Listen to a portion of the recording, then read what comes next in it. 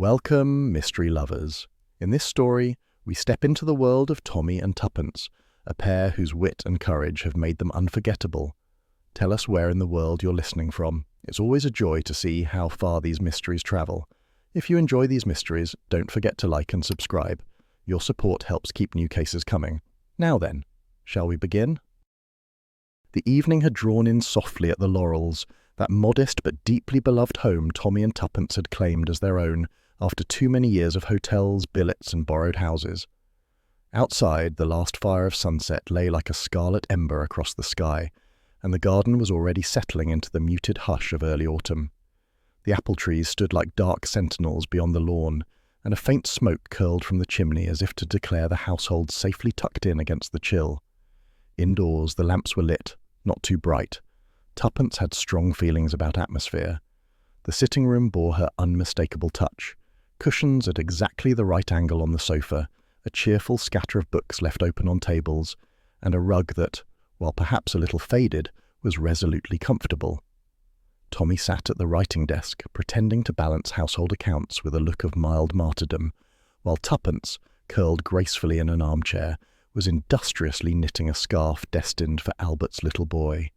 The air was warm with the scent of burning applewood, and the hour promised nothing more dramatic than tea and a crossword puzzle before bed.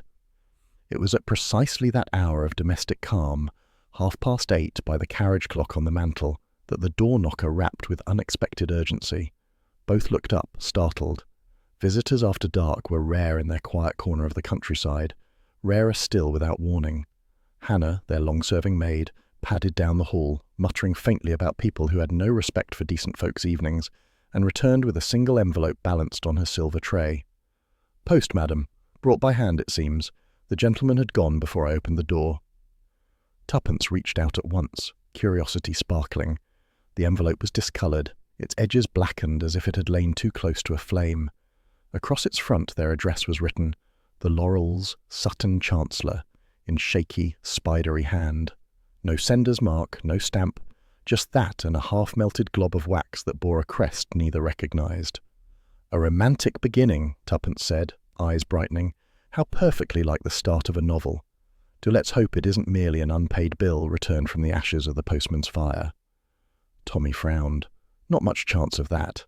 Look at the seal, not the sort the village tradesman would use. And the hand, familiar somehow, though dashed if I can place it." He slit the envelope open with a paper knife, careful not to crumble the fragile edges. Inside lay a single sheet, browned at the corners. The ink was blotched, the lines uneven, but the message was still legible. The mission was never completed. The names remain hidden. Beware those who come asking. Time is against us. Finish what was begun. No signature followed, only a trembling scrawl that trailed into nothing. For a moment the fire crackled loudly in the silence. Tuppence leaned forward, knitting abandoned, her expression alight with excitement. "Well, Tommy, this is precisely what we've been waiting for. A summons from the past. Doesn't it send a delicious shiver up your spine?" "It sends something up my spine," Tommy admitted dryly, "though whether it's delicious or simply uncomfortable, I'm not yet sure. Good heavens, Tuppence, what if this is real? What if someone from the old days means us to take it up again?" "That," said Tuppence firmly, "is the only possible conclusion. Look, the handwriting is the sort one makes when exhausted or ill. And the words, 'The mission was never completed.' Which mission, Tommy? You were always talking of loose ends during the war. Perhaps one has finally caught up with us." Her eyes shone. She looked 10 years younger, as if the envelope had turned the clock back to those reckless early days when mystery was their chosen occupation. Tommy, however, rubbed his jaw uneasily. He remembered too well that unfinished business in 1918, the one never spoken of after the armistice. A courier gone missing, documents whispered about but never recovered. The thought that someone still remembered it, still sought them out after all these years, struck him with more dread than excitement. He turned the sheet over. Nothing on the back. Only that broken seal gave further clue, a blurred impression of what might once have been an eagle or perhaps merely a bird with outstretched wings. Tuppence took it delicately between her fingers. Half burnt. That's suggestive, don't you think? Someone tried to destroy this and then changed their mind. or perhaps salvaged it from destruction to send on to us. Or perhaps, said Tommy gloomily, it's simply the work of a lunatic with a taste for melodrama. But his attempt at dismissal was feeble. Both of them knew there was weight in the words. They sat in silence again, the lamp's glow soft on their thoughtful faces, while outside the garden seemed to darken into deeper quiet, as though holding its breath. At length Tuppence said, "You see, it is unmistakably ours. The address is written with certainty. Whoever sent this wanted us, not some vague official channel. That means it concerns you, Tommy, and whatever work you once left behind." Tommy folded the paper carefully. "It may also mean danger. If there are names that were hidden, there may still be people desperate to keep them hidden. We have a pleasant life here, Tuppence. Do we really want to dig up corpses from the past?" Her smile curved mischievously. "Darling, you've always had the most appalling sense of timing. Just when adventure is about to sweep in, you start yearning for your slippers. But consider, if we refuse, won't the mystery gnaw at you every time you sit down at this desk?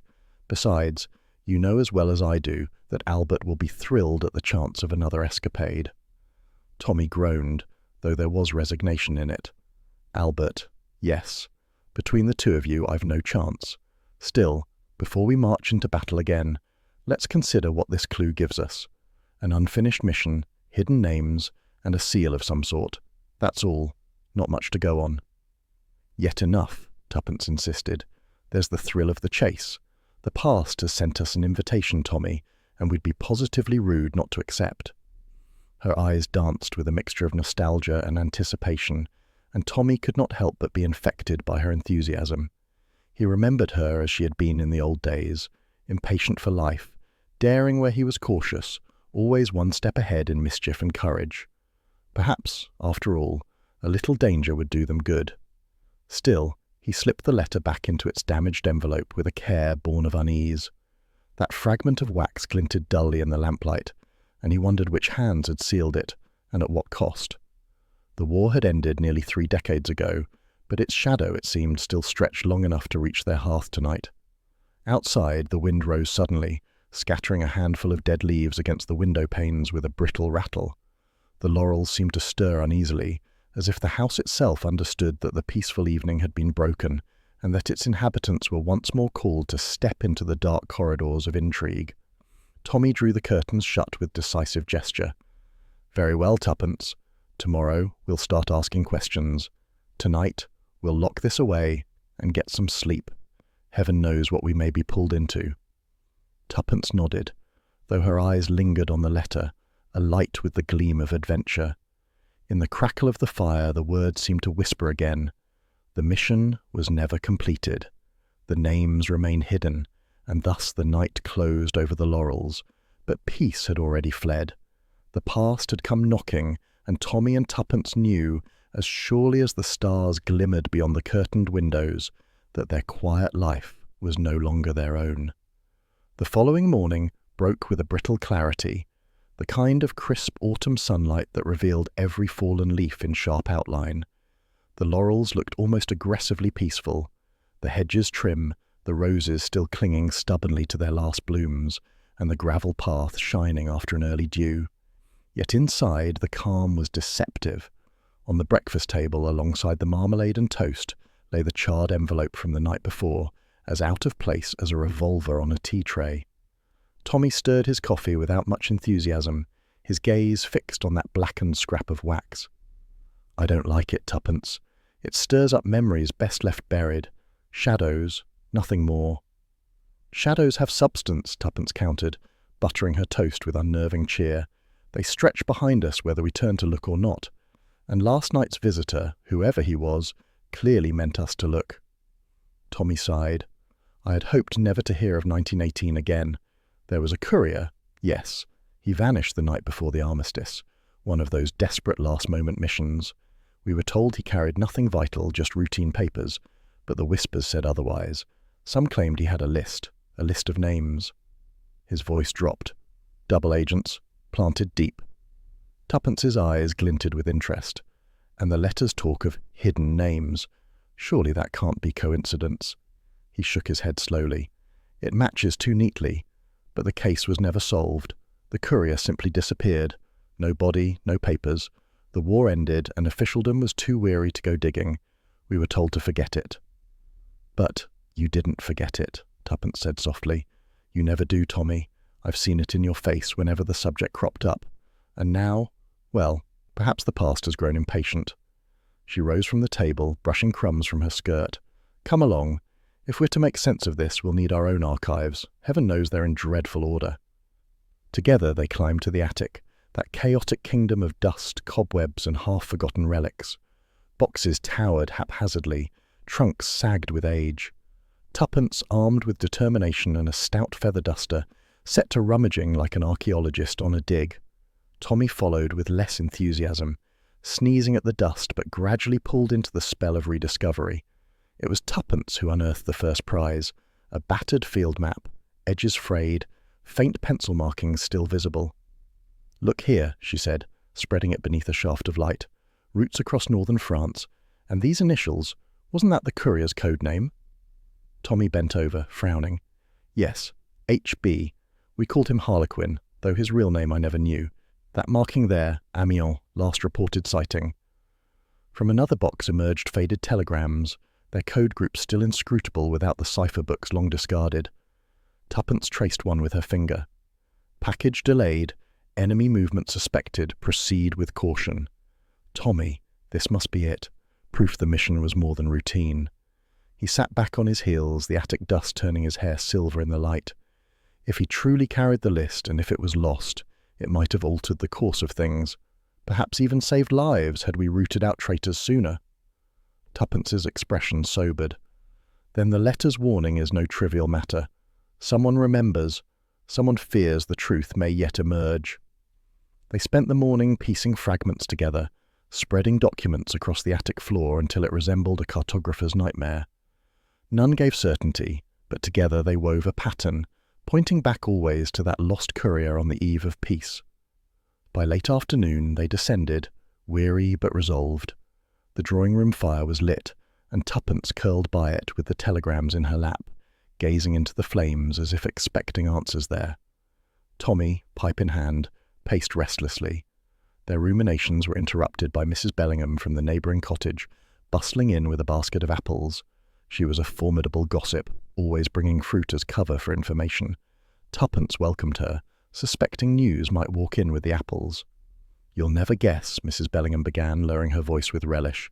"There's a foreign gentleman lurking about. Seen him twice now at the end of the lane. Tall, dark, with one of those felt hats. Shifty, if you ask me." Tuppence's eyes sparkled. Indeed.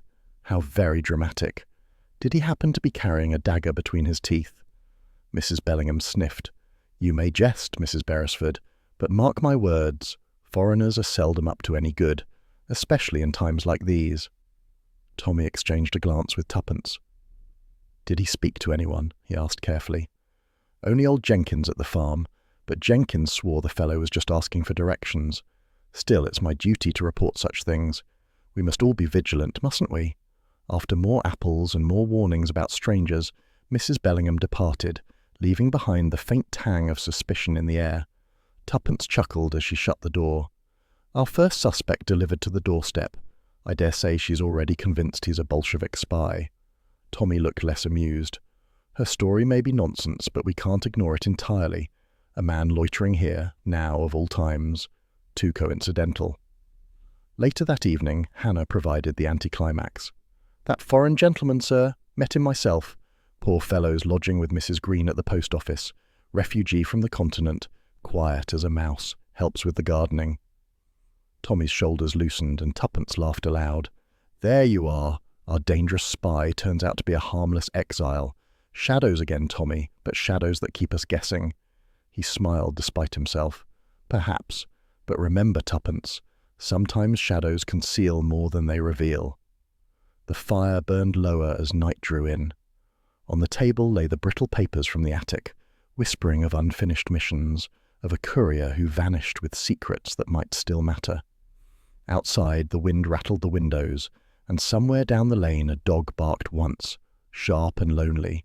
The year was far from 1918, yet in the laurels that evening the war felt close again. its secrets alive, its ghosts restless, and its unfinished business stirring in the quiet English air.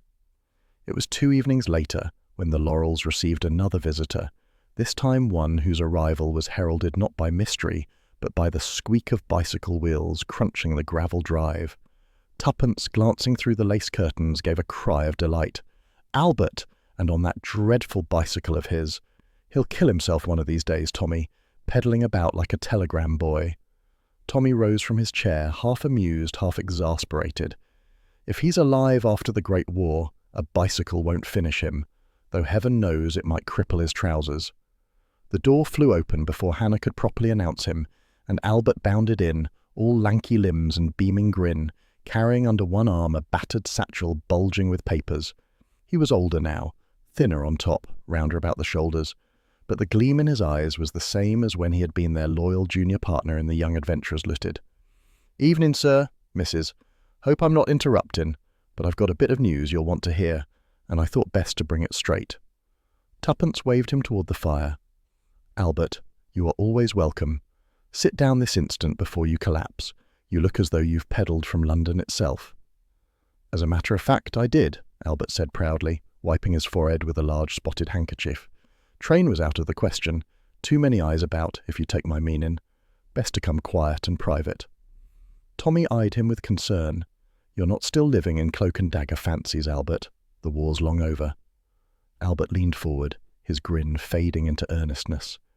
"That's just it, sir. Maybe it ain't. At least not for some. I've heard a man's been asking questions about you in certain clubs, London way, gentlemen's clubs, the kind that don't take to riffraff, and the description—" He hesitated, lowering his voice. "It fits someone we all thought dead." The fire seemed to crackle louder in the pause that followed. Tuppence, alert and intent, leaned closer. "Who, Albert?" "Name of von Strelitz. You remember him, sir? German agent. Slippery as an eel. There was a rumour he was shot trying to cross the lines in 1918, but I never did trust it. Well, seems a chap looking very like him's been seen, asking after Thomas Beresford." Tommy stiffened, memories rushing back. A pale face under a trench coat, cold eyes behind a cigarette haze, a duel of wits that had ended without clear victory. He had told himself von Strelitz had perished, as so many did in those final desperate days. Yet Albert's words brought that shadow to life again. "You're certain?" Tommy asked at last. "As certain as one can be when it comes by whispers," Albert admitted, "but the source is sound. One of my lads keeps his ears open at the Maynard Club. Gentleman there said the fellow's been loitering, asking who remembers Captain Beresford from the war." Tuppence tapped the arm of her chair thoughtfully. "And this comes just after we receive a half-burnt letter about an unfinished mission. Coincidence? Never. It must link." Albert brightened, encouraged by her certainty. "That's what I thought, Mrs. That mission you once told me about, the courier gone missing. Maybe von Strelitz had a hand in it. Maybe he's back to finish what he started." Tommy crossed to the window, staring out at the dusk settling over the garden. If it is von Strelitz, he was clever enough to play both sides when it suited him. He might have sabotaged the courier. He might even hold the list still. Tuppence's eyes sparkled. "Then our path is clear. We must go to London. That's where the trail lies." Albert thumped his satchel. "I've kept a little agency of my own, modest though it is, and I can put my lads onto any address you give me. But you two, no one's sharper at sniffing out trouble. If you'll take my advice, you'll get to town quick." Tommy turned from the window, his face grave. "London means exposure. If this fellow's hunting me, walking into his ground may be dangerous." Tuppence gave a small laugh. "Danger, my dear, is practically the family hobby. Besides, London also means answers. Do you want to sit here in Sutton Chancellor waiting for him to find us?" Albert chuckled. "That's the spirit, Mrs. I said to the boys, once Mr. and Mrs. B are on the job, we'll have the truth out before you can say Jack Robinson." Tommy groaned softly, though a reluctant smile tugged his lips. "Between the two of you, I've no defence. Very well, London it shall be." Albert slapped his knees with satisfaction. "Splendid. I'll nose about the clubs again tonight, see if I can catch wind of his exact lodgings. There's a feller I know who sells cigars to half the city. Here's more secrets than a bishop's confessional." Tuppence clapped her hands. "Perfect. Meanwhile, Tommy and I will prepare. Hannah can pack the bags and we'll be on the first available train. Oh, it feels just like old times. Albert rose, gathering his satchel. You mind your backs, though. If it is von Strelitz, he won't play fair. Never did. But I'll be close by. He wheeled his bicycle out into the dusk, leaving behind the faint whiff of tobacco and engine oil. The laurels seemed quieter after his departure, the shadows lengthening in the corners of the room. Tommy poured himself a whiskey, staring moodily into the glass. I don't like it, Tuppence. If it truly is von Strelitz, then the past has teeth yet. This unfinished mission, it may bite deeper than we can manage. Tuppence, settling opposite him, spoke with calm conviction. Then we'll manage it, as we always have, together.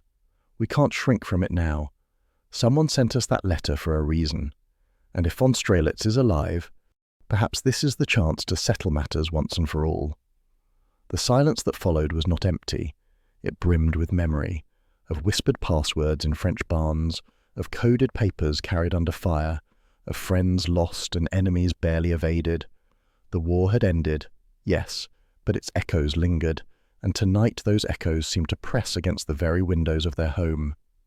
At length, Tommy raised his glass in a half-toast. To old friends, then, even those who bring bad news. And to new adventures, Tuppence added, her eyes gleaming with the unmistakable thrill of the chase. The fire sank low, casting long flickers across the walls, and outside the autumn wind rustled the trees with the whisper of secrets. Tomorrow they would leave their quiet refuge and return to London, where the past waited with open arms and perhaps clenched fists. London greeted them with a damp chill that seemed to seep into the very bones of the city. The trains steamed into Paddington under a ceiling blackened with soot, and as Tommy and Tuppence stepped onto the platform, the familiar smell of coal smoke and wet wool wrapped around them like a melancholy shroud.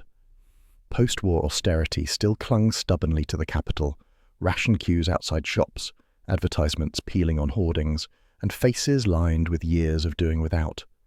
For Tommy, it was a city that wore its scars openly. For Tuppence, it was a stage, dimmed but ready for drama. Albert met them at the barrier, hat askew and eyes bright with importance. I've done the rounds, sir, Mrs. Your man, if he is your man, hasn't shown his face since I last reported, but the trail's warm enough if you know where to sniff. Splendid, said Tuppence briskly, her eyes scanning the restless crowd. Then let's sniff. Their first port of call was a cafe near Charing Cross, one of those establishments where the decor hadn't changed since 1916. Fly-specked mirrors, faded velvet curtains, and a menu that seemed still in rationing. Once it had been a hub for whispered meetings, where officers in mufti exchanged coded pleasantries over weak coffee. They had sat in this very corner then, and they sat in it now. Same vantage, same habit of watching the door. Now it sagged in neglect, its patrons no more sinister than weary clerks. Yet as Tommy settled into a corner booth, he felt the old atmosphere stir, ghosts of agents past, slipping in and out with messages hidden in cigarette packets. Do you remember, Tuppence murmured, stirring her tea, how we sat here once waiting for Harlequin's signal? He never came. Tommy nodded grimly, because that was the night he vanished. Albert returned from a discreet word with the proprietor. Still remembers you, sir.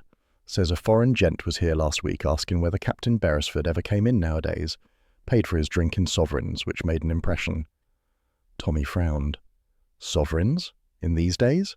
Either a romantic eccentric or someone who prefers untraceable currency. From the cafe they moved through the city like ghosts revisiting their old haunts. A narrow alley off Soho where a safe house once offered shelter. A dingy townhouse in Bloomsbury, now boarded up, where maps had been spread and orders whispered. Each place seemed dimmer, emptied of life but echoing with memory. Tuppence felt it keenly, her usual sparkle subdued by the heavy presence of the past. It was in a club off Pall Mall that their search took a turn. The building was respectable, its brass plaque polished, but inside it reeked of stale smoke and disillusion. Here they found Colonel Oswald Craythorne, once a figure of authority, now a wreck slumped over a brandy glass at 3 in the afternoon. His moustache drooped, his medals tarnished, his eyes red-rimmed. Yet when he recognized Tommy, a flicker of the old steel returned. Beresford," he said, voice gravelled with drink. "Thought I'd seen the last of you." Tommy greeted him warmly, though the man's bitterness was palpable. "Colonel, we're chasing an old thread. Do you remember the courier who disappeared? Harlequin." Craythorne's hand tightened on his glass. Best left alone, that business. Harlequin carried more than papers. Far more. Tuppence leaned forward, her voice gentle but insistent. "Please, Colonel, we've reason to think the matter is stirring again. If you know something, tell us." He stared into the depths of his brandy. A list. That's what he had. Names. Our names. Not the enemy's. Our own traitors. Men in high places who'd sold themselves before the armistice. Harlequin was to deliver it to Whitehall. He never arrived. Tommy felt a chill. So the rumours were true. Craythorne's laugh was harsh. True enough.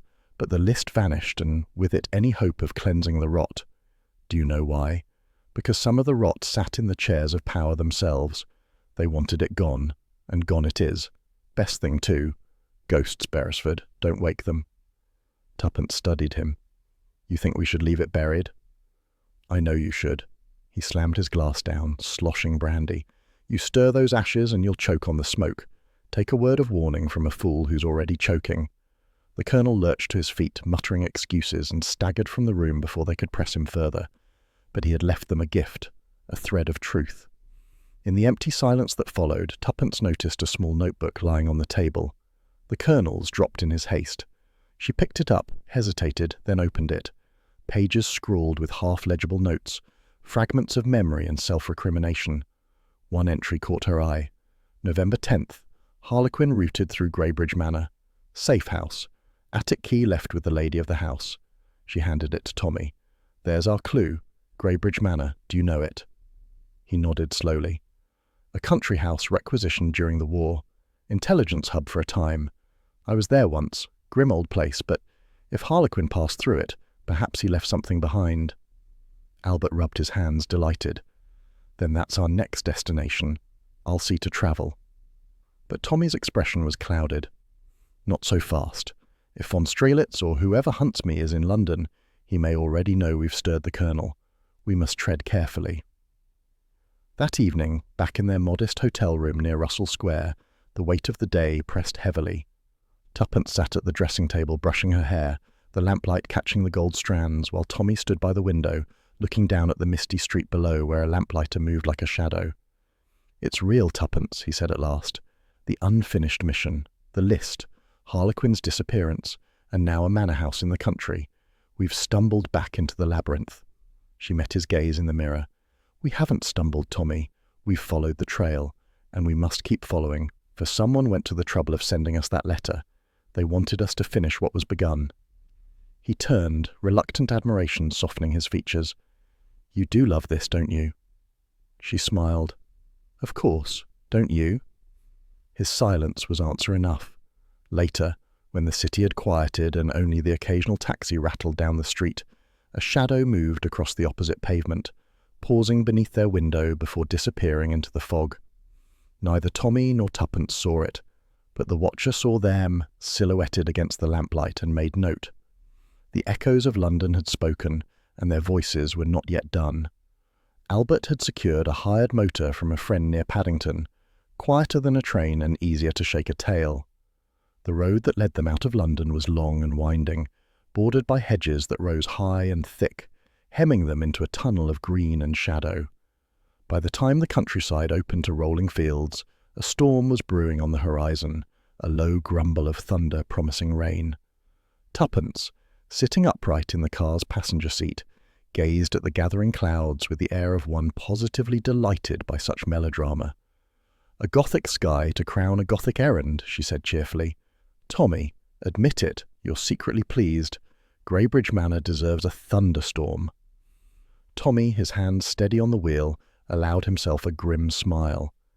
"I should prefer sunshine and no ghosts, but since you insist, I'll make do with thunder." The countryside gave way to woods, and then, at the turn of a lane half swallowed by ivy, Greybridge appeared. The manor rose dark and sprawling against the bruised sky. Its roof slates were uneven, some missing, its windows half-shuttered, half gaping, a place both imposing and forlorn, as though it mourned its own faded grandeur. They drove up the weed-choked drive. A single figure awaited them at the door, a woman in widow's black, tall and spare, her face pale beneath the brim of her hat. She greeted them with a voice carefully measured, carrying both courtesy and weariness. Tommy had sent a brief note ahead from the last village, warning of their arrival. "Mr. and Mrs. Beresford, is it? I had your note. My husband served once with intelligence long ago.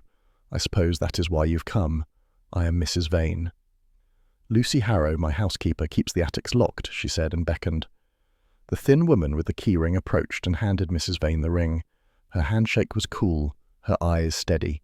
She ushered them inside into a hall where portraits of unsmiling ancestors peered down through centuries of dust. The air smelled faintly of damp stone and lavender polish, a mixture both eerie and oddly comforting. "Greybridge is a lonely place these days," Mrs. Vane remarked as she led them toward the drawing-room. "I live here quietly, with only the maid for company. Visitors are rare, though not so rare as one might wish." She poured tea for them with hands that trembled slightly, though whether from age or nerves was uncertain. The china was delicate, cracked in places, and the cake she pressed upon them tasted faintly of must. Still, the ritual lent the room a fragile dignity. It was Tuppence who gently steered the conversation. "You mentioned visitors. People come asking questions." Mrs. Vane's lips tightened. "Yes. Strangers, sometimes foreigners, sometimes Englishmen who pretend to be nothing of the kind. They ask about the house's past, about rooms, about records, particularly the attic. I tell them nothing, of course, but their persistence unsettles me." Tommy exchanged a glance with Tuppence. "And the attic, Mrs. Vane? Was it used during the war?" She hesitated, then nodded. "My husband told me little, but I knew officers came and went. Papers were stored, meetings held. I was instructed never to ask questions. After his death, I locked the attic. Yet they still come, these visitors, as if the past refuses to rest." Her voice caught faintly on the last word, and she pressed a handkerchief to her lips. Tuppence, watching closely, could not decide whether it was genuine distress or well-rehearsed performance. After tea, Mrs. Vane allowed them to explore. The corridors stretched long and cold, lined with doors leading to rooms left unused for years. Their footsteps echoed, and in the distance loose shutters banged faintly in the wind. It was easy to imagine voices whispering still, strategies plotted in hushed tones. At last they climbed to the attic. Lucy selected a heavy iron key from the ring at her waist and passed it to Mrs. Vane, who turned the lock. The lock turned with a reluctant groan, and the door swung open upon dust and shadows. The attic was vast, rafters looming above like the ribs of some slumbering beast. Dust motes swirled in the faint light from a single grimy window. Along the walls, trunks and crates lay stacked, some padlocked, others sagging open to reveal faded uniforms, maps curled with age, and bundles of yellowed papers tied with twine. Tuppence's eyes gleamed. "Oh, Tommy, doesn't it look exactly as though the war had ended yesterday and everyone left in a hurry?" Tommy ran a hand over a trunk lid, or as though someone meant to return. They moved carefully, lifting lids, peering into boxes. Much of it was useless. Old supply forms, ration cards, field telephones rusted beyond repair. But one trunk, locked and shoved behind a pile of crates, drew Tuppence's attention. Its lid bore the faint letters MS scratched with a knife point, letters that had surfaced in their attic papers that morning.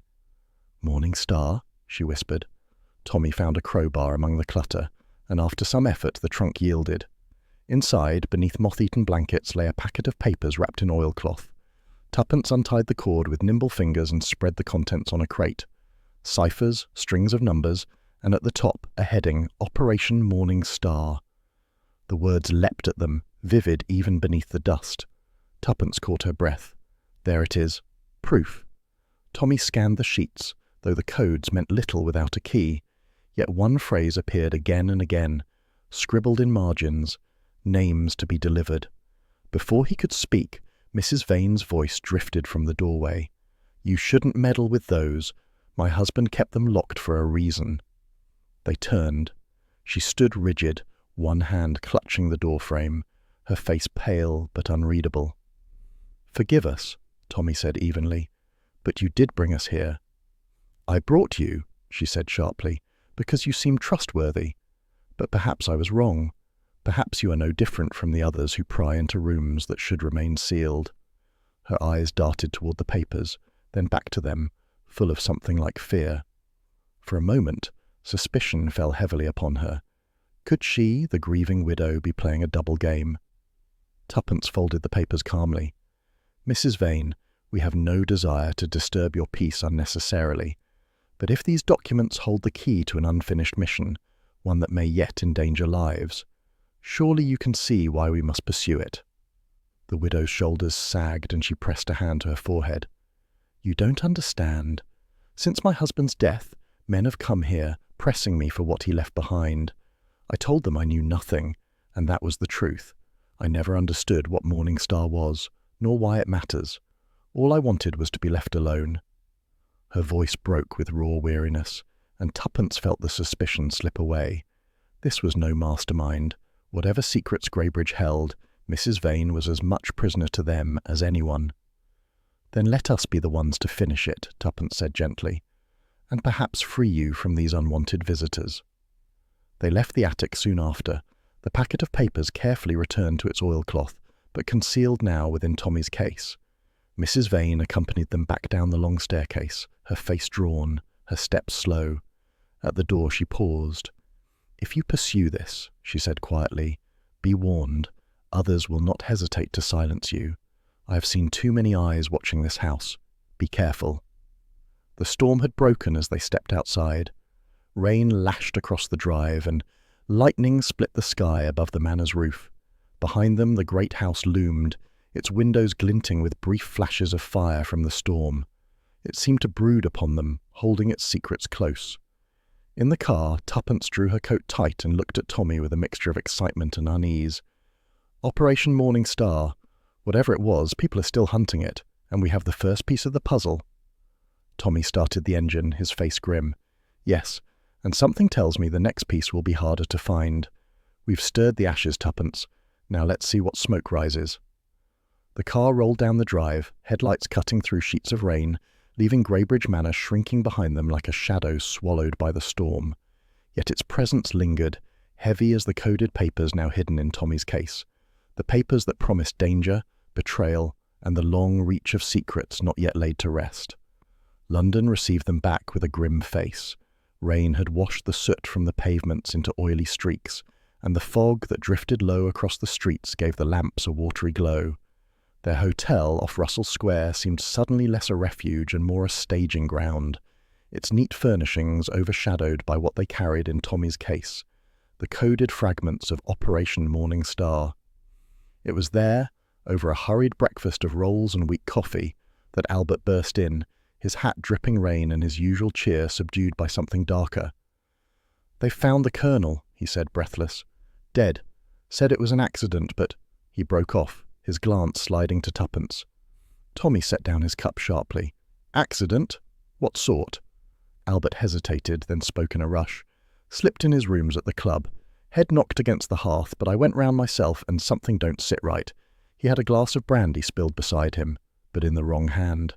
And his boots, fresh mud caked thick along the soles, though the streets here had been dry as bone since the day before." Tuppence rose, the evening paper abandoned on the chair. "So," someone silenced him. Albert nodded grimly. "That's what I think, and I think it's because of you two. He talked too much." They went at once, Tommy tight-lipped, Tuppence with eyes alight in grim determination.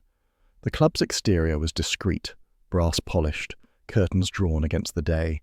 Inside, the air smelled of cigars and old leather. A few members whispered together, their glances skimming toward the strangers. The Colonel's room lay upstairs, guarded half-heartedly by a constable who allowed them entry with a shrug. Clearly the matter had been declared routine. The body had already been removed, but the marks remained.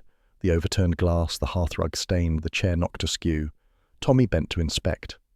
Albert was right. The glasses in his left hand. He was right-handed. Tuppence pointed to the boots standing nearby, mud dried thick along the edges. "And this. Yesterday's weather was clear, was it not? Albert confirmed. Dry as a bone, missus. Tommy straightened, his face hardening. So he was brought here, staged, or made to look clumsy. Either way, it was murder. They pressed the constable, but he only shrugged again. Inspector says it's an accident. Gentleman of his age, bit too much brandy, bad step, that's all. The inspector himself, when they sought him out, was equally dismissive. Colonel Craythorne had been in poor health. We've no reason to think otherwise. Unless you've proof of this fanciful notion of yours, I'd suggest leaving it. But Tommy and Tuppence left unconvinced. Outside, in the grey street, Tuppence spoke low. He warned us, told us to leave ghosts buried, and now he's dead. Someone is watching. They returned to the hotel with unease pressing on them.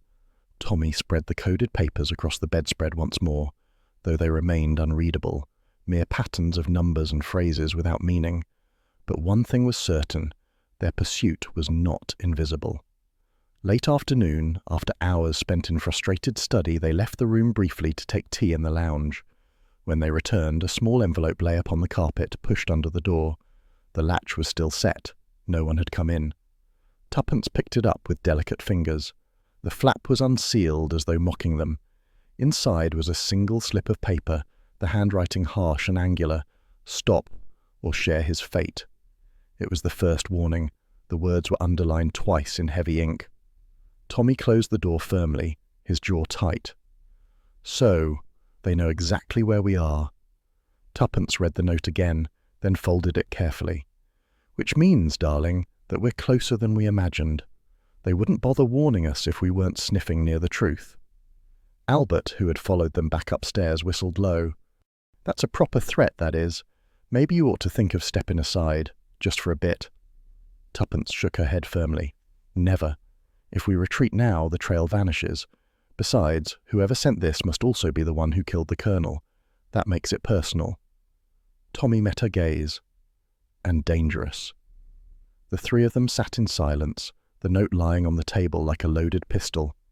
Rain beat against the window, and the street outside blurred into shadow. It was Tuppence who finally broke the stillness. We must consider who benefits from silencing the colonel. He knew about the list, perhaps even who was on it. If those names include men still in power, they would stop at nothing to prevent discovery. Tommy nodded. And they may not be working alone. Von Strelitz, if it is truly he, could be pulling the strings. Albert leaned forward. Then what's our move? Sit tight and wait for them to come knocking, or stir the pot? Tuppence smiled faintly. Always stir, Albert, but with care. We must find who left this note, and quickly. The handwriting. Tommy, does it strike you as foreign? Tommy studied it again. Possibly. Heavy strokes as if unfamiliar with the pen, but no certainty. That evening they kept to the hotel, curtains drawn, each sound in the corridor making them stiffen.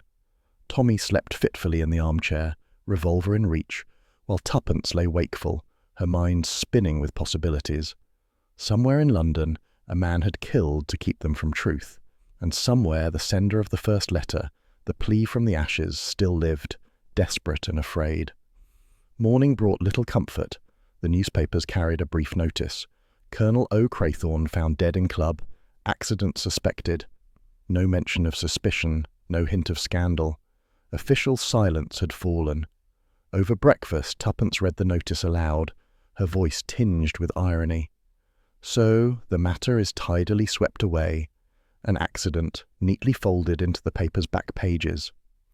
Which means, Tommy said grimly, that someone powerful insists it be forgotten. Albert arrived with news. I asked around last night. Word is, a tall gent, foreign accent, was seen near the colonel's rooms not an hour before he was found, but no one dares speak his name. Tuppence's eyes gleamed. Von Strelitz. Tommy exhaled slowly. If so, then our adversary is very much alive. They spent the day cautiously, alternating between their room and brief forays into the city. Everywhere Tommy felt eyes upon them, in the reflection of a shop window, in the shuffle of a newspaper seller who lingered too long. Whether real or imagined, the sense of surveillance was constant. By evening, they returned to find their door now unlatched. Nothing stolen, nothing disturbed, but the papers on the bedspread had been neatly arranged as though someone had studied them. Tuppence's voice was steady but low. "They've been here. They want us to know it." Tommy locked the case firmly, hiding it under the bed. "Then we must move before they do." Greybridge Manor pointed us toward Morning Star. The Colonel confirmed the existence of a list. The next step must be to find who had access to that attic, and who fears we will uncover it. Albert flexed his hands, eager for action. "Just say the word and I'll tail any man you point at." Tuppence touched his arm. "Careful, Albert. They've already killed once. They won't hesitate again." The note remained on the table, its words stark in the lamplight. "Stop, or share his fate." Tuppence looked at it thoughtfully, then met Tommy's gaze. "What do you say, darling? Shall we share the Colonel's fate, or write our own?" Tommy's answer was quiet, resolute. "We write our own, and we start tomorrow." Outside, London's night wrapped close around the hotel, the fog thick, the lamps dim. Somewhere in that darkness an enemy waited. But inside, Tommy and Tuppence sat shoulder to shoulder, their resolve hardening. The past had claimed one more victim. It would not claim them. Later that day, London seemed greyer than ever. Fog pressed close against the windows of the hotel dining room, muffling the street's noise to a distant hum. Tommy unfolded the newspaper with grim reluctance, scanning its pages for anything resembling truth. There was nothing, only the same brief line. "Accident. Veteran officer found dead at club." The silence surrounding the Colonel's demise was as telling as any shout. Tuppence stirred her tea thoughtfully. If they silence one man, they may silence others. But one thing remains certain, Tommy. The letter came from someone alive, someone who knows the truth. "And who fears it will be lost if they don't find us," Tommy added. He folded the paper, eyes narrowing. "The Colonel said Harlequin carried a list of names. But what if Harlequin never died?" Tuppence set down her spoon with a sharp click. "Go on." Tommy leaned closer. "Suppose he vanished not because he was killed, but because he chose to disappear. If the list was as dangerous as the Colonel believed, perhaps he feared both sides equally." Albert, who had joined them late, leaned his elbows on the table. "I've heard whispers like that. Some couriers did vanish after the war, couldn't bear to face it all again. Changed names, started over. Might be your Harlequin did the same." "And if so," Tuppence said, "then he may still be in London, still alive, still waiting." Their first step was the library, one of those grand, echoing buildings where the past clung stubbornly to shelves lined with dusty volumes. Tuppence took the lead, her natural charm cloaked in brisk authority. The chief librarian, a thin woman with pince-nez and a suspicion of all interruptions, proved at first unhelpful, but a younger assistant, when coaxed by Tuppence's friendly questions, revealed a curious detail. "There was a gentleman," she said softly, glancing over her shoulder as though the books themselves might overhear. "Came here often, tall, stooped, hair greying at the temples, always asked for war records, specifically intelligence dispatches. He copied things into a notebook, spoke little except once. He asked if we had anything about couriers gone missing in 1918. Tuppence's heart quickened. "Did he give his name?" The assistant hesitated. "He signed the register as Henry Baker, but I don't think it was his true name. There was something anxious about him, as if he expected to be followed." "Henry Baker," Tuppence repeated. "Thank you. You've been most helpful." Albert took up the trail with relish. He was back by evening, cheeks flushed from the damp streets, eyes bright with triumph. "Found him. Took some asking, but I tracked a Henry Baker to a boarding house near King's Cross. Quiet place, no questions asked. Paid in cash. Landlady says he keeps to himself, doesn't leave much, spends nights writing by lamplight. Sounds like your man." Tommy wasted no time. Together the three of them made their way to the boarding house, a narrow, sagging building squeezed between a tobacconist and a shuttered grocer. The hallway smelled of cabbage and damp carpet.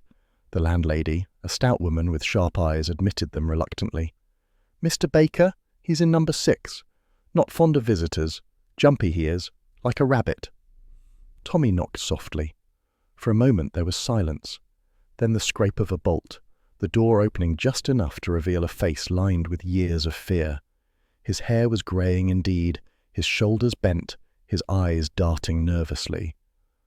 "Who are you?" he whispered. Tuppence spoke gently. "Friends. We know who you are, or who you once were. Harlequin." The man flinched, his hand tightening on the door frame. For a moment it seemed he would slam the door, but then something in Tuppence's steady gaze disarmed him. Slowly, he opened the door wider, allowing them inside. The room was sparse, a narrow bed, a table littered with papers, a single lamp casting weak light.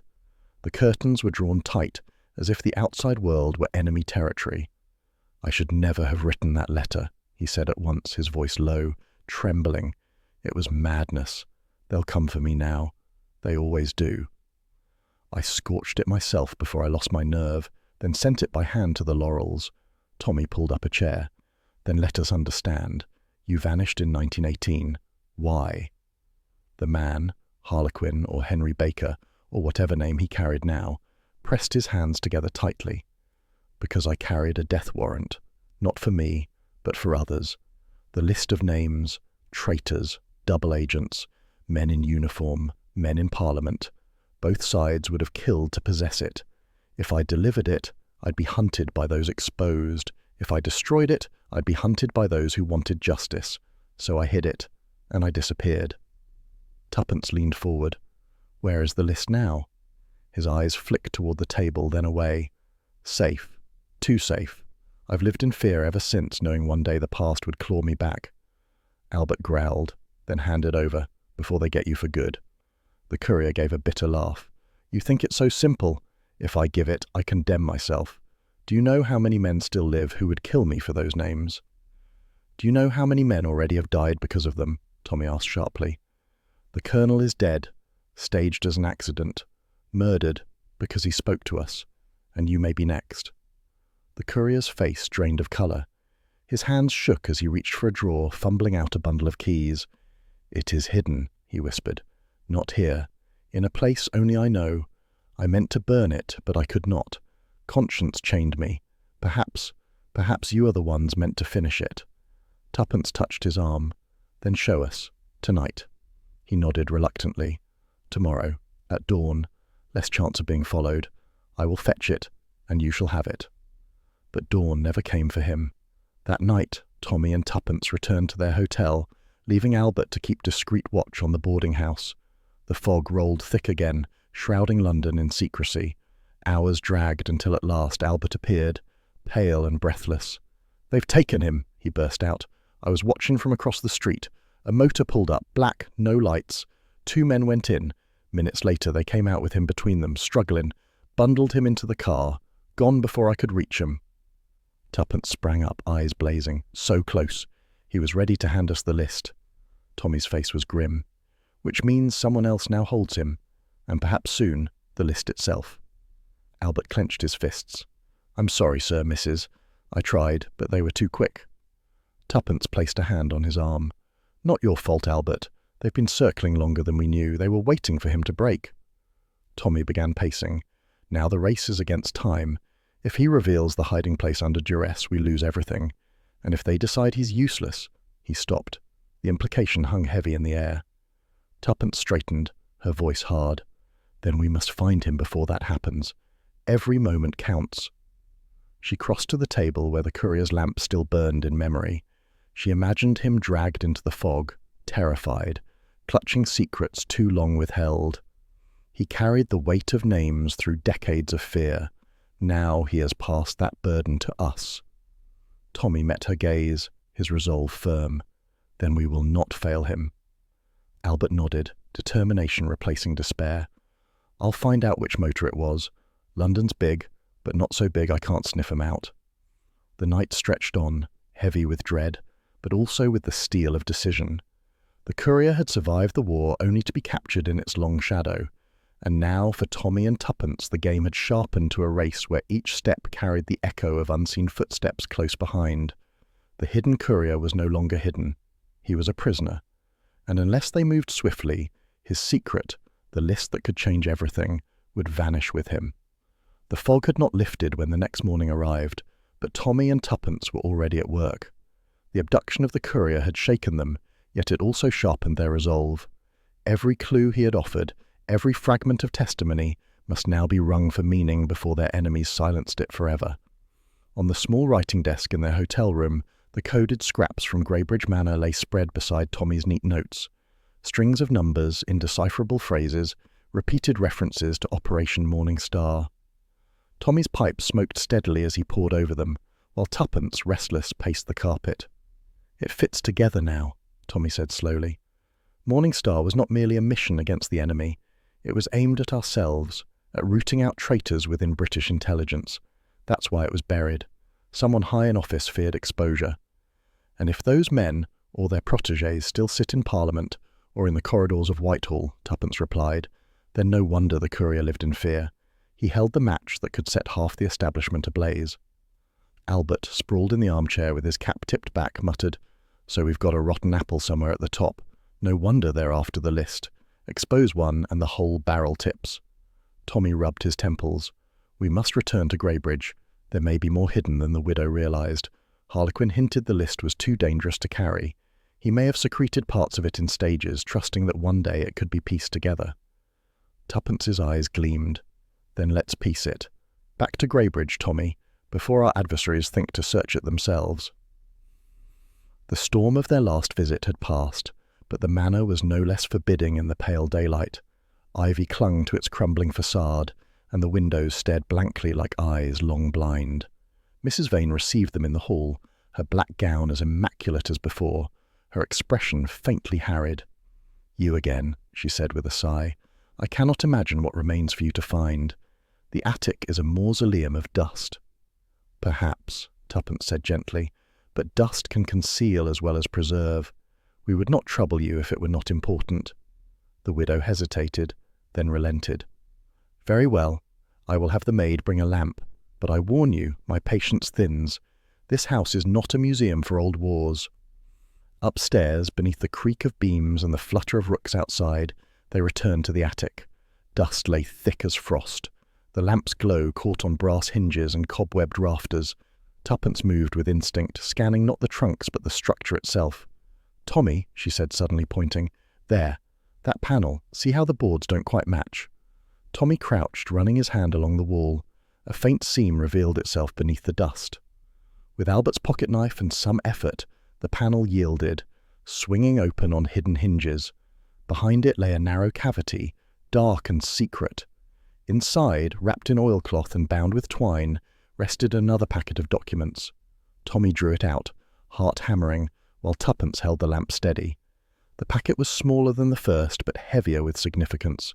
Breaking the cord, they spread the contents across an old crate, pages upon pages of cipher, lists of initials, and at last, names.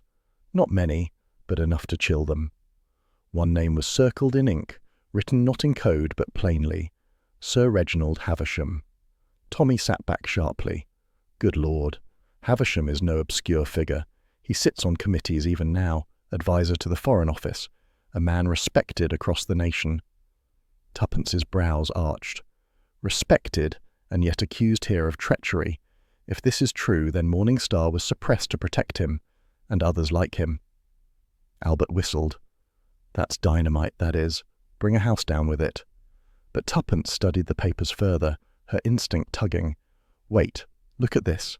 Another name, half buried in cipher. Edwin L. There's a note beside it. False trail, almost as though someone planted it deliberately. Tommy examined the script. You may be right. If the list were ever discovered, perhaps false leads were included to muddy the water. A clever trick. Accuse an innocent, divert suspicion from the guilty. So which is which? Albert demanded. How do we know Havisham isn't the false trail? Tuppence's voice was quiet but firm. Because Harlequin circled it. He risked everything to preserve this. It is the one name he wished us to see clearly. They packed the documents carefully, but the air in the attic felt heavier now, oppressive, as though the ghosts of long-buried secrets pressed closer, resentful of exposure. Back in the drawing-room, Mrs. Vane waited, her hands folded tightly in her lap. Her eyes darted to the case Tommy carried. You found something, she said flatly.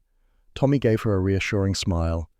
Only more dusty papers, nothing of importance to your household, Tommy said, closing his case with the packet inside. Her gaze lingered, doubtful, but she asked no further questions. Yet as they took their leave, Tuppence whispered, "She knows more than she lets on, but not enough, or she would not still tremble." That night, in their London hotel, they laid the documents out again. The lamplight pooled golden on the table, illuminating words that might yet topple couriers. "Havisham," Tommy murmured. "A man knighted for service to his country. If he were unmasked as traitor, it would rock Parliament to its core." Tuppence traced the name with one finger. "But we must tread cautiously. Accusations without proof are worse than silence. We must confirm beyond doubt." Albert leaned forward, tapping the coded list. "There's your key. Crack the cipher, and the rest of the names follow. But we'll need help. Someone who knows numbers and codes." Tommy frowned. "And risk betrayal by showing these papers around? No, too dangerous. We must decode them ourselves, or not at all." Tuppence's eyes gleamed with a spark of mischief. "Then perhaps it's time we paid a visit to that old acquaintance of ours, the one who owes us a favour from the war. Remember, Tommy, the mathematician in Hampstead. He'd not betray us. He owes us his life." Tommy considered, then nodded slowly. "Perhaps, but one step at a time. For now we guard what we have. Already one man has died for speaking to us, and the courier, if still alive, will not be spared long." Silence fell, broken only by the tick of the mantel clock. The web around them was tightening. The list existed, its fragments scattered, its meaning obscured, and within it, names that reached to the highest places. Tuppence rose, pacing the room, her voice low but fierce. "This is no longer merely a case, Tommy. It is betrayal at the very heart of our country, and we are the only ones left to expose it." He looked up at her, admiration mingled with dread. "Then we must move carefully, for the higher the stakes, the sharper the knives in the dark." And outside their window in the fog-draped street, a figure lingered too long beneath the gaslight before melting away into shadow, proof that the knives were already drawn. The fog that night was thicker than any Tommy could remember. It rolled down the streets in slow, choking waves, swallowing lamps and muffling sound, so that footsteps seemed to drift disembodied, and the very air pressed clammy against the skin. Tommy and Tuppence had not meant to be out so late, but Albert had returned with tidings too urgent to ignore. Somewhere near the docks, he had been told, the courier was being held, alive still, but under guard, and soon to be moved. "You can't leave it till morning," Albert had insisted, his voice low, fierce. "Word is, they'll finish him off before dawn, burn the papers, and him with them, if they have to." And so they had come, the three of them, winding through streets where gaslights glowed like faint moons in a clouded sky. The Thames smelt strongly here, tar, brine, rotting rope, and the silhouettes of cranes and warehouses loomed like giants half submerged in mist. They had not gone far before the warning reached them. A figure materialized out of the fog, faceless in the gloom. A slip of paper was thrust into Tommy's hand, and before he could speak, the figure melted away again. The paper bore 6 words, scrawled in the same harsh hand as before: "Silence, or the woman dies too." The second warning. Tuppence read it over his shoulder, her mouth tightening. "Well, at least we know they've noticed me. I was beginning to feel quite ignored." Tommy crushed the note in his fist. "This proves they know we're on the right track, and that they'll stop at nothing." Albert's eyes darted about. "It's a trap, sure as anything. They're drawing you in." "Yes," said Tuppence calmly, "but traps sometimes catch the hunter instead." They moved cautiously along the wharf. Lantern light glimmered here and there, swinging from hooks, throwing long, grotesque shadows across the fog.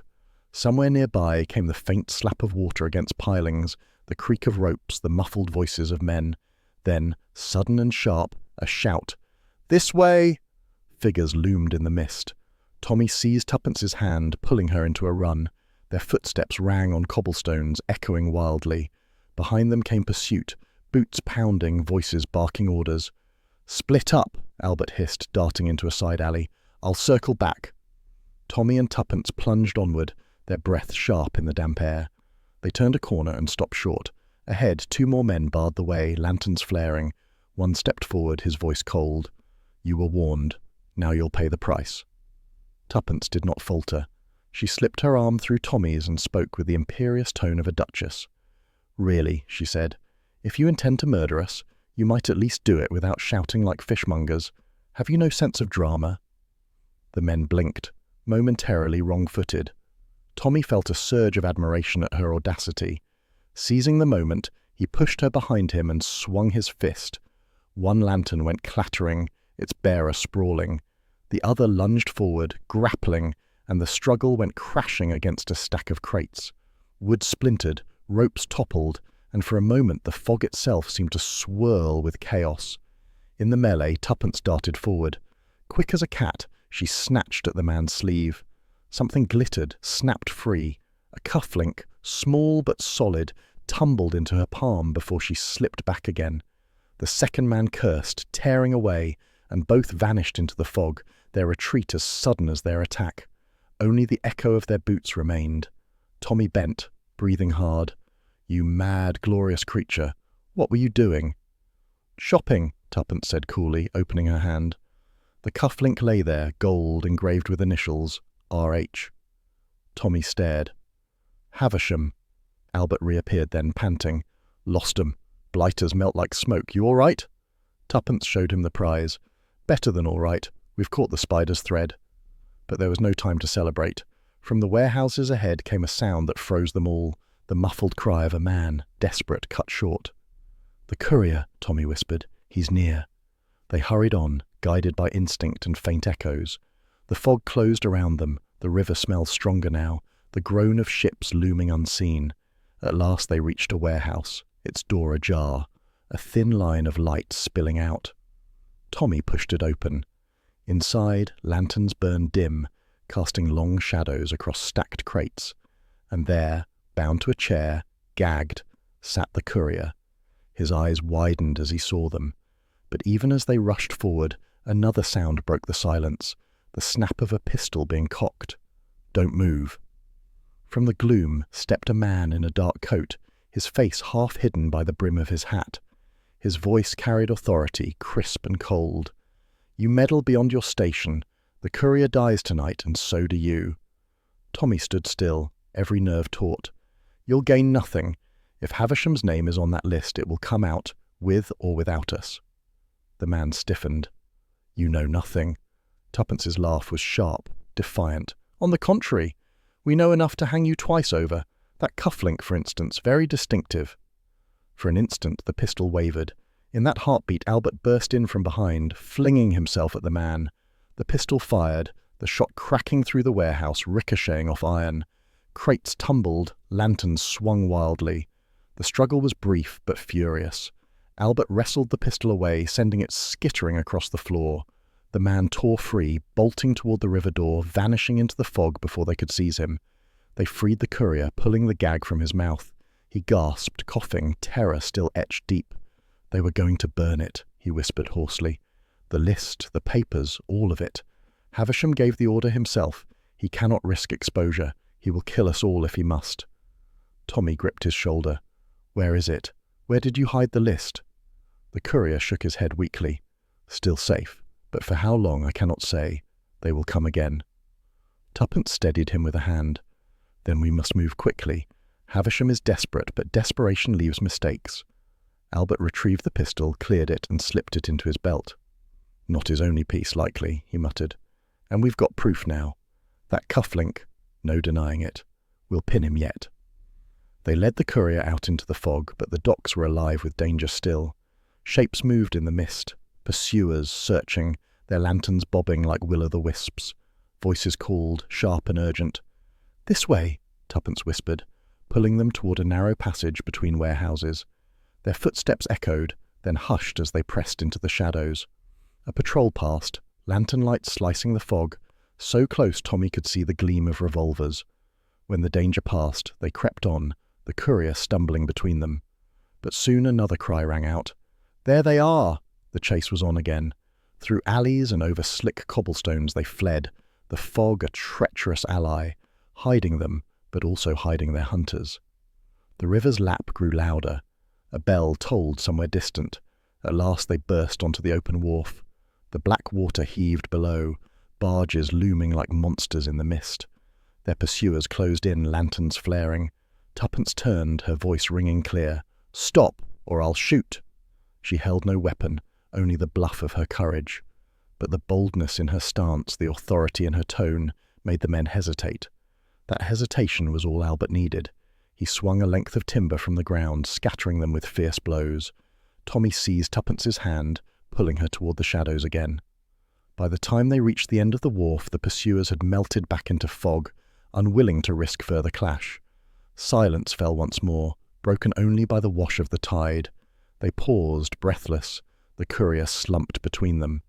Tuppence still clutched the cuff-link tightly, its gold gleam faint in the lantern light. "This," she said softly, "ties Havisham to it beyond denial. He cannot escape now." Tommy wrapped the cuff-link in a handkerchief and sealed it in his case, noting the time in his pocket diary.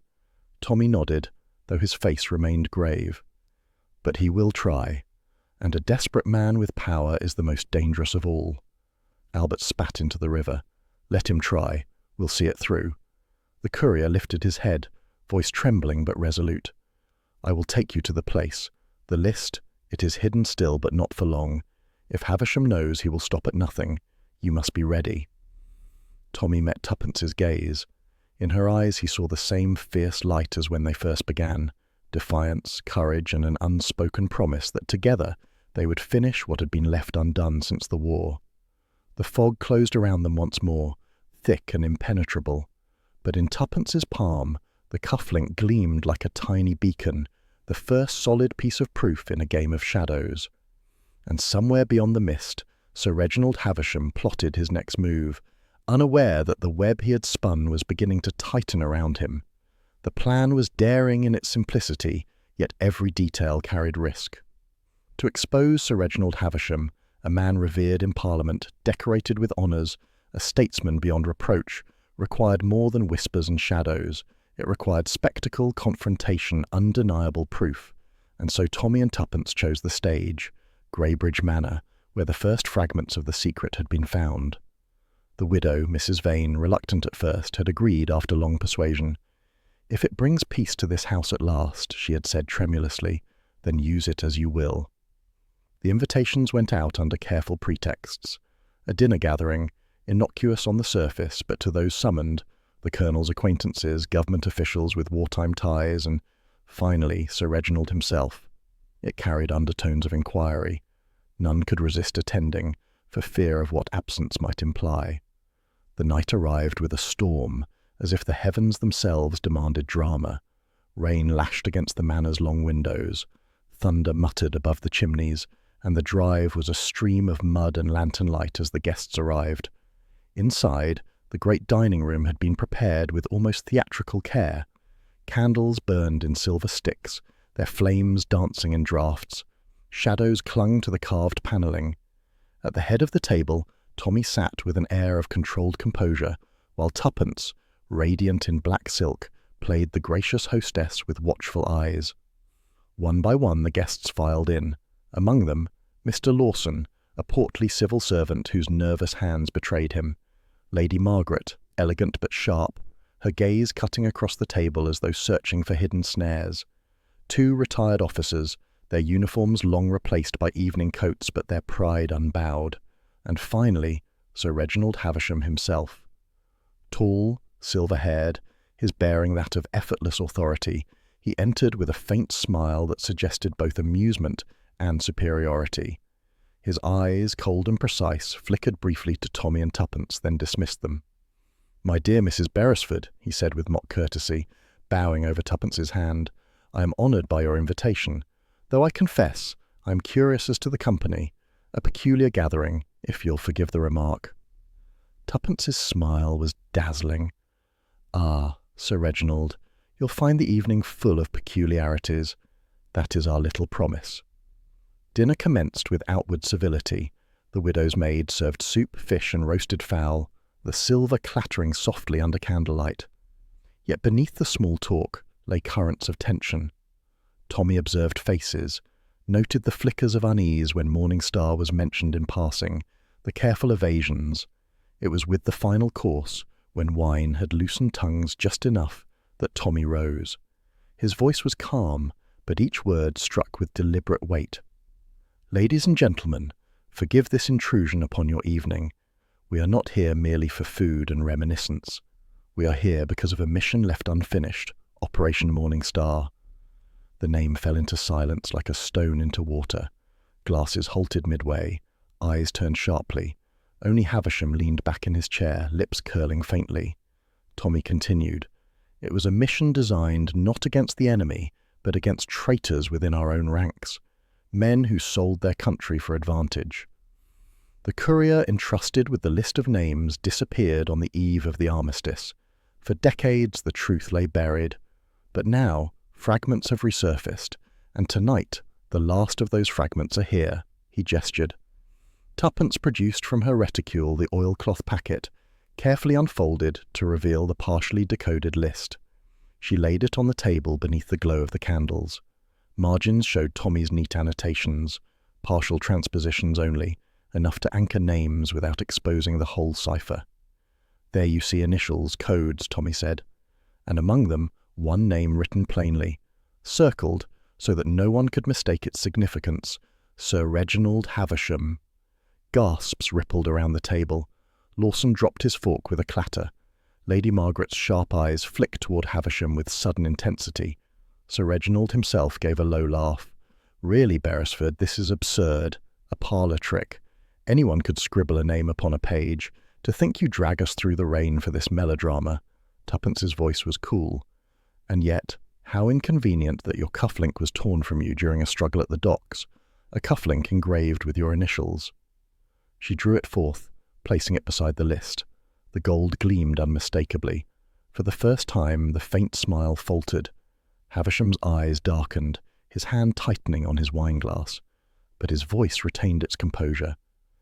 "A trinket, easily planted. You underestimate me if you believe such trifles will stand against my reputation." Tommy did not reply. Instead, the doors at the far end of the dining room opened. Albert entered, supporting a weary but alive figure, the courier. His face was drawn, his steps faltering, but his voice when he spoke was clear. "I carried the list, I hid it, and I saw the man who tried to take it from me in 1918. It was Sir Reginald Havisham." The silence that followed was thunderous. Outside, the storm raged, but within the room every eye turned to Havisham. He rose slowly, his chair scraping back. His mask of calm was cracking, the iron beneath it showing at last. "So," he said, his voice low, dangerous, "you drag an old frightened courier into your little performance. You wave scraps of paper, trinkets, and you dare to accuse me?" Lady Margaret's voice cut like a whip. "Sir Reginald, if this is false, deny it plainly. Swear it before us." But he did not. Instead, his hands swept the table, scattering the list, the cufflink, the wine. His eyes blazed now with fury stripped of disguise. "You fools," he snarled. "Do you think the country runs on honour and sentiment? No, it runs on power, on survival. I did what was necessary, made alliances, yes, with the enemy if I must. Better to bargain than to lose everything, and I have prospered by it. Would you see this nation crumble because you cling to schoolboy notions of loyalty?" His voice had risen to a shout. The guests shrank back, appalled. Tommy's voice was steel. "You betrayed your country. You silenced those who knew, even murdered to protect yourself. But the truth cannot be buried forever." Havisham's hand shot toward his coat. For one dreadful moment, the glint of metal appeared, a pistol drawn with desperate speed. But before he could fire, Albert was upon him, grappling, forcing the weapon aside. The shot exploded into the ceiling, plaster raining down, candles guttering. The struggle was fierce. Havisham, despite his age, fought with the strength of rage and desperation. But Albert held firm, pinning him until two of the retired officers rushed forward, wrenching the weapon away. At last, Havisham sagged, breath heaving, the mask of statesmanship shattered. He looked around at the horrified faces, the courier trembling, Tommy and Tuppence standing resolute. "So this is how it ends," he spat. "Dragged down by amateurs. Very well. Let history judge me as it will. I played the game better than most." The officers held him fast as Tommy signalled to the maid, who had already run for the local constable. When the storm finally eased, the manor was quiet again. Havisham had been led away, raging still but powerless. The guests, shaken, departed in silence, leaving only Tommy, Tuppence, Albert, the widow, and the courier. The courier sat slumped in a chair, tears cutting lines through the grime on his face. It is over, at last. The mission, Morning Star, is complete. Tommy placed a hand on his shoulder. Because you endured. Because you chose to keep the truth alive, even in fear. You have given the country justice, though it comes 30 years late. Mrs. Vane spoke softly. Perhaps now Greybridge may know peace. The shadows can rest. Tuppence looked at Tommy, her eyes bright though her voice was light. Well, darling, I do believe we've earned a quiet supper somewhere without thunder or traitors. Albert grinned wearily. And I'll settle for a pint that isn't watered down, if it's all the same to you. They laughed together, the sound fragile but genuine. The long-buried mission was finished. The ghosts of 1918 had been dragged into the light, and though the storm had howled, it had broken at last. Tommy glanced once more at the oilcloth packet, the papers now safe in honest hands. Morning Star, he murmured, a light long extinguished, but tonight rekindled. And with that they stepped out into the rain-washed night, the road ahead uncertain but their purpose clear. Wherever betrayal lurked, they would face it together. Morning at Greybridge broke quiet after the night's storm, as though the house itself had sighed in relief. Rain-washed light streamed through tall windows, laying pale gold across the dining-room table, where the last of the incriminating papers lay in neat piles. The candles had burned to stubs, and the echoes of the confrontation lingered only in memory. The courier sat by the hearth, his shoulders hunched but his expression freer than when first they had found him. His hands, once restless with dread, were steady now as he wrote with careful strokes. Across the page unfolded the last decoded fragments of Morning Star, the names complete at last. When he finished, he set down the pen, and his voice was quiet but resolute. It is done. 30 years late, but done. These names will go to the proper hands. There will be justice. Tommy leaned against the mantelpiece, studying him with grave respect. You've carried the burden long enough. The war should have ended in 1918, but for you it never did.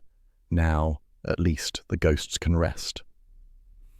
Tuppence moved softly to the window, where the fields beyond stretched green and peaceful, rinsed clean by the storm. And perhaps, she said, we can stop staring backward. The past is important, yes, but life is meant to move forward, to gardens and laughter and futures brighter than war.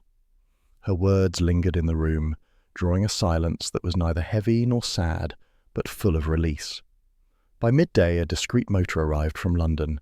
2 men from the Home Office, sombre and efficient, received the papers from the courier with grave bows. They promised confidentiality, swift inquiry, and measures to ensure the guilty faced the consequences. Their faces were unreadable, but their manner was respectful. They treated the courier not as a relic, but as a man whose burden was finally recognized. When the car rolled away down the drive, splashing through puddles, the widow of the manor stood at the great door. Mrs. Vane's eyes were moist, but her smile held gratitude.